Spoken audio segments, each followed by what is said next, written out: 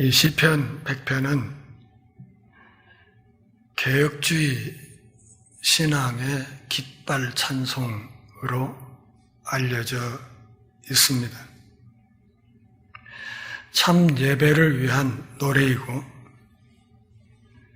성전에 모인 공동체가 성전에 들어서면서 일종의 임예송으로 불렀던 노래입니다. 이 100편의 구조를 잠깐 보겠습니다. 1절부터 3절 앞부분까지는 4개의 찬양이 나와 있습니다. 그리고 3절 나머지 부분에서 권면에 대한 첫 번째 이유를 말하고 있고, 그리고 다시 4절에 3개의 찬양 권면이 나와 있고, 마지막 5절에서 권면에 대한 두 번째 이유를 우리에게 소개하고 있습니다. 전체적으로 A, B, A-B- 구조로 되어 있습니다. 이 시편 100편은 우리가 하나님을 찬양해야 되는 이유를 정확하게 가르쳐주는 시입니다. 시편 기자는 주님을 창조주요, 왕이요, 또 목자로 우리에게 소개하고 있으며, 창조주이자 왕이자 목자이신 그분은 선하시고 우리를 사랑하시는 분이시며, 그러기에 영원히 의지할 수 있는 성실한 분이라고 우리에게 가르쳐주고 있습니다. 시편 100편을 잘 뜯어보시면 본문에 7개의 복수형 명령문이 들어있다는 것을 알 수 있습니다. 부르라, 섬기라, 나아가라, 알지어다, 들어가라, 감사하라, 송축하라. 히브리 문화 배경에서 숫자 7이 완전수라는 것은 이미 여러분들이 잘 알고 계실 것입니다. 그러기에 이 7개의 복수형 명령문은 하나님의 백성들이 하나님과 관계를 맺는 데 있어서 충분한 명령어다, 이렇게 말할 수 있겠습니다. 맨 먼저 1절부터 3절 앞부분에 있는 4개의 찬양 권면을 살펴보겠습니다. 시편 기자는 온 땅, 다시 말하면 온 세상에게 여호와를 찬양하라고 권면합니다. 다시 말하면 하나님의 우주의 왕이시기 때문에 범우주적인 하나님께는 범우주적인 찬양이 합당하다는 것입니다. 다시 말하면 우리의 충성이 누구를 향해야 하는지를 우리에게 설명하고 있는 것입니다. 오늘 우리가 살고 있는 이 세상, 지금 우리 교회당에 하나님께 예배하러 들어와 앉아있는 사람의 수는 극히 적습니다. 우리 남한 땅에 살고 있는 5천만 명 중에 어쨌든 800만이 기독교인이라고 하는데, 그 5천만 중에 800만, 이 숫자는 5분의 1, 6분의 1 정도밖에 되지 않는 소수입니다. 지금은 극히 소수의 사람들만이 하나님을 알고 하나님께 경배하고 있다 것입니다. 그러나 언젠가는 온 땅이 하나님을 경배하는 날이 올 것이라는 것을 시편 기자가 내다보고 있습니다. 그러기에 이 시편은 종말론적인 관점을 지니고 있다, 이렇게 말할 수 있습니다. 지금은 하나님을 모르고 하나님께 대적하는 사람들이 훨씬 많지만 언젠가는 온 땅이, 온 우주가 하나님께 머리 숙이고 그분께 경배하는 날이 올 것이다. 그러기에 1절 하반절에서 첫 번째 권면을 합니다. 여호와께 즐거운 찬송을 불러라. 즐거이 찬송을 부른다 하는 이 말은 목창껏 사람이 낼 수 있는 최고의 큰 소리로 외쳐라, 그런 뜻입니다.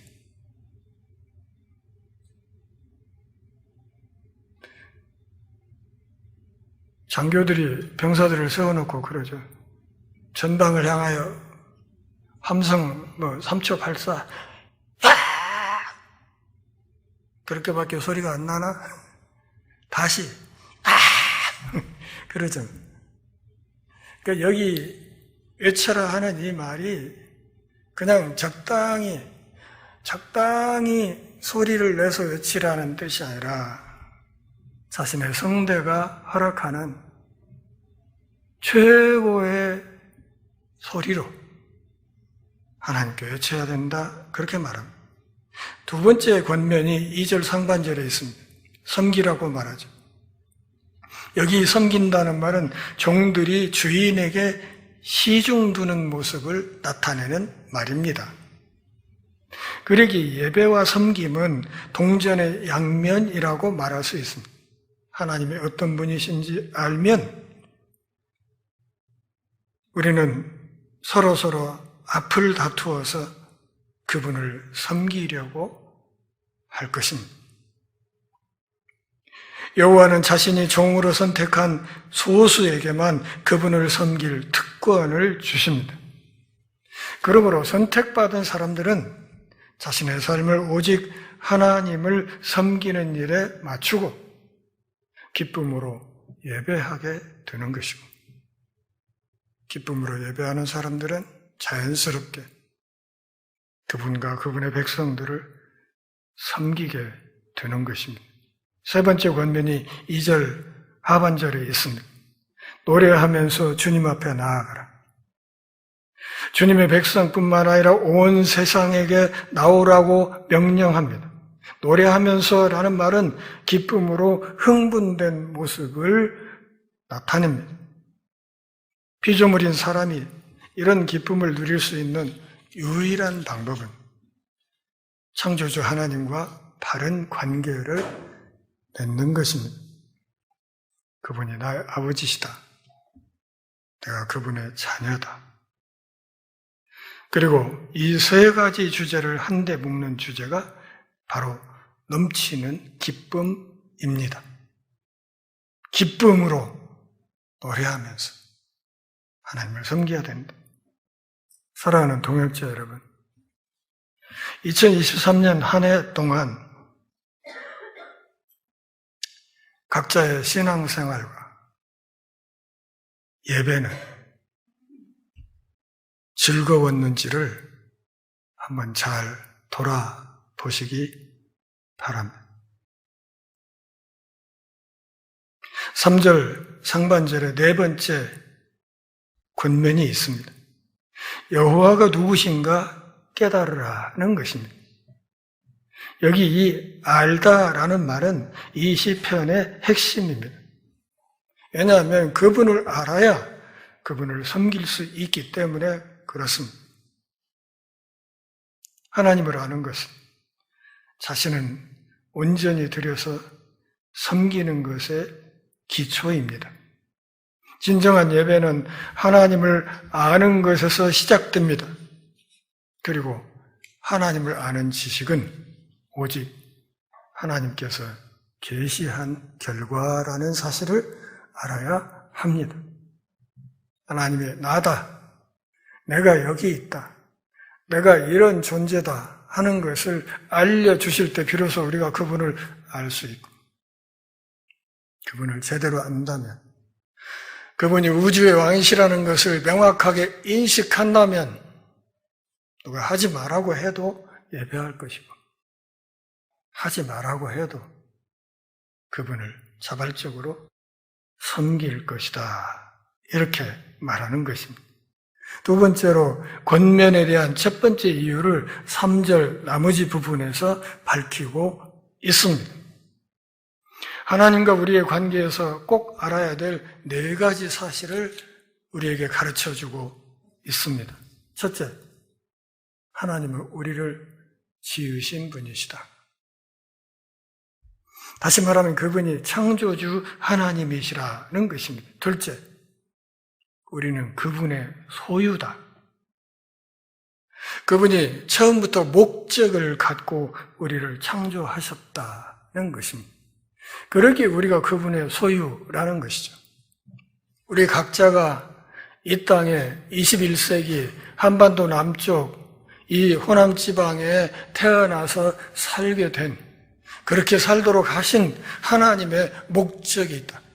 우리 각 사람을 전주 열린문교회 공동체 안에 불러다 세워놓으신 그분의 목적이 있다.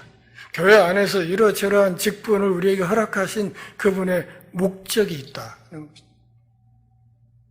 그 목적을 이루는 삶을 사는 것이 우리의 신앙생활이다. 그런 말. 셋째, 우리는 하나님의 백성이라는 것입니다. 우리가 하나님의 백성이라는 말은 하나님이 우리를 다스리시는 왕이시라는 말이고, 우주의 왕이신 그분을 우리가 섬기고 또 그분의 백성이 되었기 때문에 비록 피조물인 인간이지만 우리가 최고의 특권을 누리는 피조세계의 대리왕이라 하는 사실을 말하고 있습니다. 마지막 4번째로 우리는 그분이 기르시는 양이라 그렇게 말했습니다. 하나님이 직접 기르시는 양. 양은 생물학적으로 근시라고 하죠. 먼 데를 잘 못 봅니다. 맹수가 다가와도 잘 감지하지 못합니다. 그래서 잘 잡아먹힙니다. 빨리 달리지도 못하고 발톱도 없기 때문에 맹수에게 잡히면 그냥 죽는 것입니다. 맹수의 정말 취약한 짐승이 양입니다.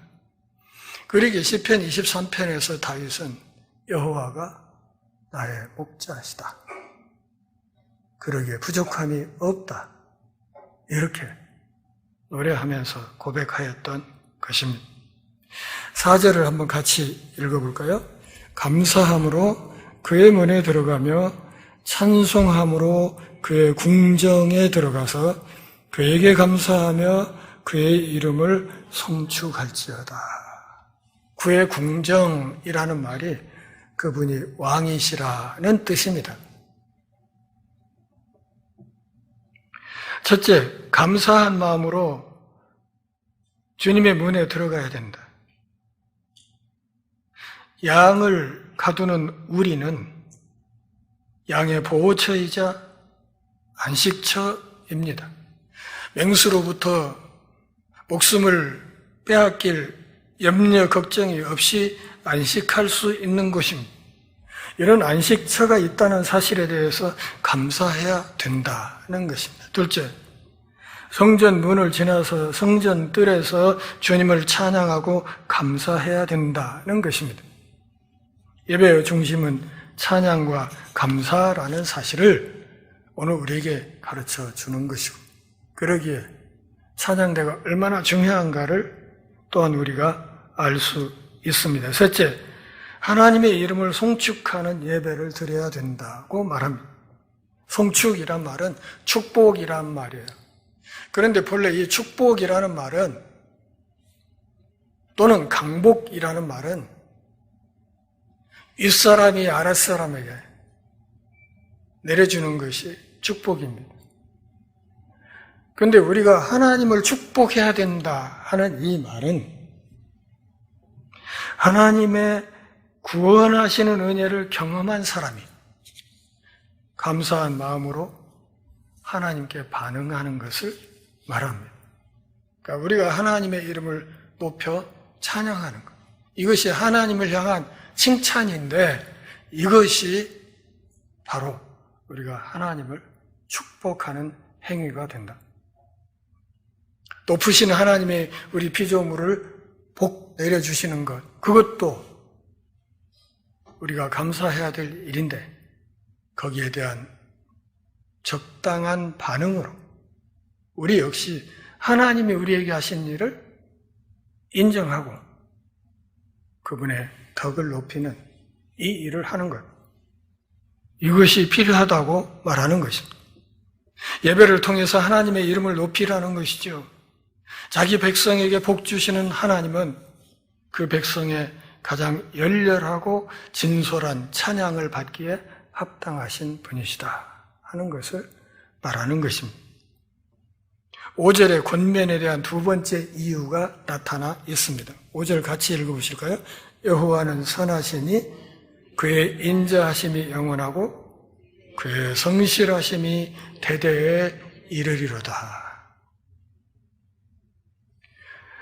찬양받으실 하나님의 성품 세 가지를 우리에게 가르쳐주고 있습니다.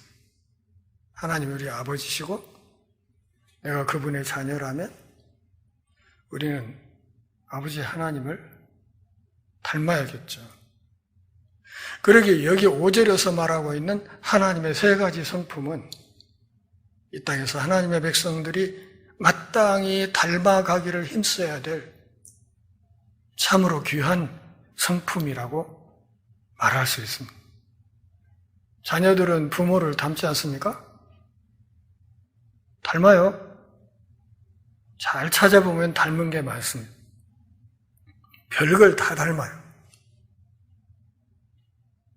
우리 역시 그래야 된다. 그 말. 첫째, 그분은 선하시다. 세상의 지배자들은 선하게 통치하지 않습니다. 권력이 주어지면 그것으로 마구 윽박질러서 사람들을 죽이고 빼앗고 인권을 유린하고 하는 일을 거침없이 합니다. 그것이 세상 통치자들의 본성입니다. 선하지 않다 그 말이죠. 그런데 우리 하나님은 성품이 선하시다. 고대 왕들이 자기가 가진 권력으로 마음껏 사람들을 죽이고 살리고 하는 그런 시대에 우리의 왕이신 하나님이 선하시다 하는 이 고백은 그야말로 혁명적인 선언이라고 말을 할 수 있겠습니다. 우리 하나님이 누구시냐? 항상 선한 것을 주시는 왕이시다. 그분이 보시기에 가장 좋은 것을 우리에게 주시는 왕이시다. 두 번째, 영원히 인자하신 분이라고 말합니다. 여기 인자하다 하는 이 말이 여러분 잘 아시는 히브리어 헤세드입니다. 그분의 헤세드가 영원하다 하는 것입니다. 이 헤세드는 언약적인 충성을 가리키는 것입니다. 한 번 주신 약속은 끝까지 지켜내는, 몇천 년이 가도 몇만 년이 가도 한 번 하신 약속은 반드시 지키시는 그분의 이 언약적 충성은 영원하다. 예수 믿으면 구원하겠다 약속하셨으면 그 약속은 천지가 두 쪽이 나도 하나님이 반드시 지키신다는 것입니다. 우리가 굳게 믿어야 될 것은 하나님이 먼저 언약을 깨시는 법은 없다는 것입니다. 언제나 우리가 그 언약에 충실하지 못한 삶을 살아서 문제이지 하나님이 먼저 우리에게 주신, 예수님 안에서 우리에게 주신 구원의 언약을 그분이 먼저 깨시는 법은 없다는 사실을 알아야 합니다.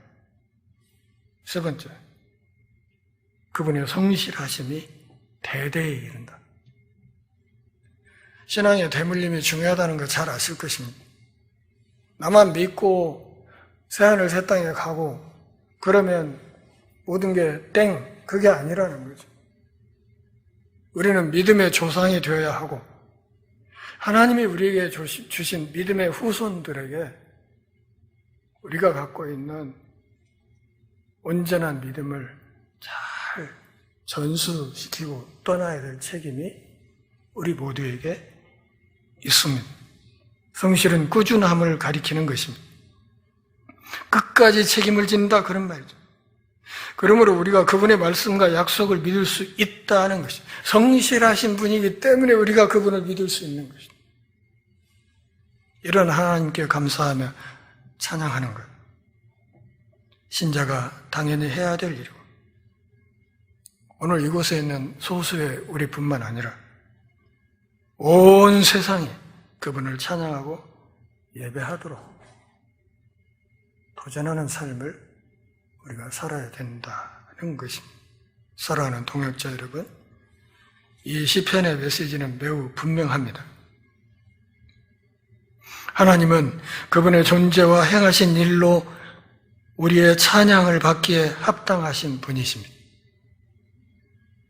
기쁨으로 외쳐라. 공개적으로 인정해라. 축복하라는 명령과 기쁨으로, 환희로, 감사로, 찬송으로라는 자격 조건으로 표현된 찬양의 요청이 직접적으로 우리의 삶 구석구석에서 드러나야 합니다. 그리고 때가 되면 정한 장소에 들어가서 마음을 모아서 함께 기쁨으로 주님을 경배하고 섬기기 위해 신앙 공동체 안에서 이 일을 해야 되는 것입니다. 요즘 온라인으로 유튜브 통해서 예배하는 사람들이 늘어나고 있습니다. 교회가 무엇인지를 잘 모르는 심각한 잘못입니다. 여러분, 인터넷 세상에서 우리는 끊임없이 사이버 공간에 어느 누군가와 끊임없이 접속합니다. 그렇죠? 접속을 많이 해요. 페이스북에도 들어가고 카톡에도 들어가고 접속을 하지만 결국 사람들이 모여서 무언가를 하기 위해서는 접속이 아니라 접촉이 이루어져야 하는 것입니다. 우리는 개인적으로 부름을 받지만 우리의 구원은 공동체적으로 완성되는 것이기 때문에 혼자서 온라인 예배하고 혼자서 하는 그것은 스스로 멸망의 길을 자초하는 것입니다. 아프리카 세렝게티 평원에서 맹수들이 노후 때나 영양 때를 막 몰고 갑니다. 그거 다 잡아먹으려고 그럽니까? 아니에요. 그렇게 몰아가지고 무리에서 떨어지거나 약해서 빨리 달리지 못하는 피식자를 색출하기 위해서 그렇게 모는 거예요. 그리고 그렇게 무리에서 떨어져 나온 동물들을 잡아먹고 살아갑니다. 영적인 세계도 전혀 다르지 않습니다. 우리 곁에 있는 이 소중한 동역자 한 사람 한 사람이었으면 우리의 신앙은 아마 한 달을 가지 못해서 그냥 거꾸로질 것입니다.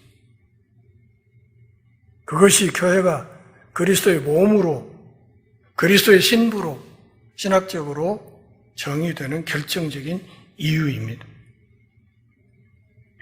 이렇게 공동체 안에 부름받은 사람들은 열정과 뜨거운 섬김으로 하나님을 찬양해야 합니다. 이것이 예배와 봉사의 기본입니다. 왜? 하나님이 우리의 하나님이시고 우리의 왕이시고 우리의 목자이시고 우리를 지으셨고 그분이 우리를 돌보신다는 사실을 아는 것이 이 시편의 핵심이기 때문에 그렇습니다. 이 시편의 결론에서 우리가 알 수 있는 것처럼 우리의 이 모든 예배와 섬김의 행위, 그 이면에는 선하시고 헤세드가 많으시며 신실하신 하나님의 본질이 있다는 사실을 알아야 합니다. 하나님이 버티고 계셔서 오늘 우리가 이만큼 그래도 기독교인이라는 딱지를 달고 그럭저럭 살아가고 있는 것입니다. 이 짧고 명료한 시편에 대한 내용을 한마디로 요약하면 하나님이 그분의 선하심과 신실한 사랑으로 우리를 지으셨고 그 사랑으로 그 성실함으로 우리를 돌보시기 때문에 그 은혜를 입은 하나님의 백성 신앙인들은 하나님을 열렬히 찬양하고 기쁨으로 섬겨야 한다는 것입니다. 2023년 한 해 동안 하나님을 열렬히 찬양하고 기쁨으로 섬겼습니까? 스스로 2023년 삶과 사역에 대한 평가가 어떠하든 간에 또 2024년 한 해는 또 우리가 어떻게 하나님을 열렬히 찬양하고 또 어떻게 기쁨으로 그분을 섬길지 우리 안에 새로운 각오와 결단이 있어야 할 것입니다. 기도하겠습니다. 하나님 아버지, 오늘도 우리가 함께 모여 경배하며 주의 말씀을 듣게 하셔서 고맙습니다. 특별히 연말 정기 공동의회로 모입니다. 한 해의 삶과 사역을 하나님 앞에서 각 속회와 기관들이 잘 돌아보고 정직하게 평가하고 또 2024년 새로운 한 해를 믿음 안에서 아름답게 꿈꾸는 은혜가 있게 하옵소서. 예수님의 이름으로 기도합니다.